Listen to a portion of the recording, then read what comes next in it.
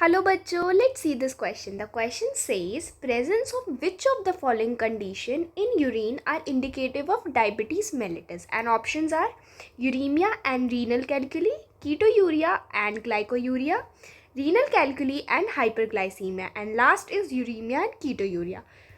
So the key concept for this question is diabetes mellitus. इस question के लिए हमें क्या पता होना चाहिए? Diabetes mellitus. डायबिटीज़ मेलिटस में क्या होता है और ये किसकी वजह से होता है? So diabetes mellitus is a metabolic disorder. क्या है ये? Metabolic disorder. किसकी वजह से हो रहा है? So it is cause due to insufficient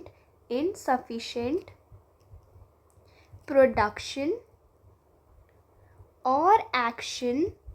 और एक्शन ऑफ इंसुलिन. किसकी वजह से? Insufficient amount of production and action of insulin, and it is characterized by high blood glucose level. So if there is high blood glucose level, that means the glucose which is present in the blood is not utilized. तो जो glucose हमारे blood में present है वो utilise ही नहीं हो पा रहा है, जिसकी वजह से बहुत सारे मेटाबॉलिक डिसऑर्डर्स होते हैं. And to detect these metabolic disorder we do a urine test. हम क्या करवाते हैं? एक यूरिन टेस्ट. तो इन यूरिन टेस्ट में क्या आता है? Let's discuss that.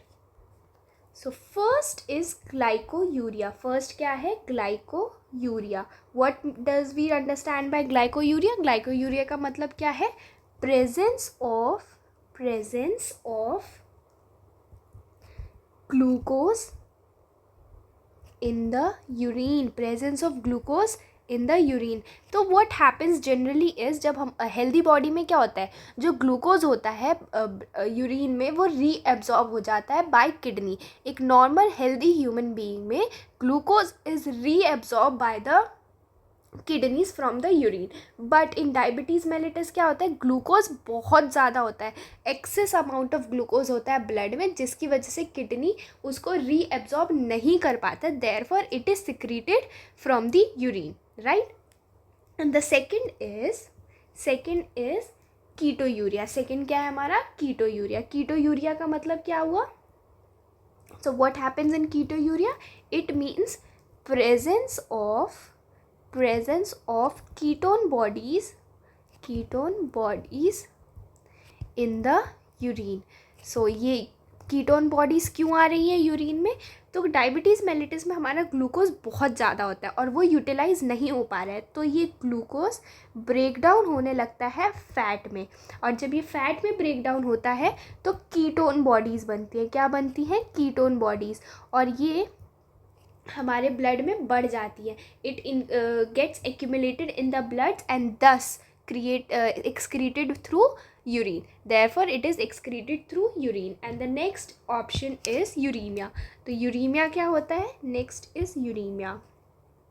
What does we understand by uremia? So uremia means presence of urea in the urine. Presence of urea in the urine. That is, urea accumulate होने लगता है blood में. और ये कब होता है? It happens in kidney failure. So it is a characteristic for the kidney failure. And next is renal calculi. That is kidney stone. क्या है ये? Kidney stone. और ये क्या होता है? It is accumulation of minerals और सॉल्ट्स. ये क्या है? मिनरल्स और सॉल्ट्स का एक्यूमुलेशन है. तो ये हमें समझ में आ गया कि यूरिन टेस्ट से हमें ये सारी चीज़ें पता चल सकती है. So now let's go back to the question. तो क्वेश्चन में हमें पूछा गया है कि इंडिकेटिव क्या है डायबिटीज़ मेलिटस का. So the indicative for the diabetes mellitus is ketonuria and glycosuria. Therefore, the final answer for this question is option B, ketonuria or glycosuria. I hope you understood it. Best of luck.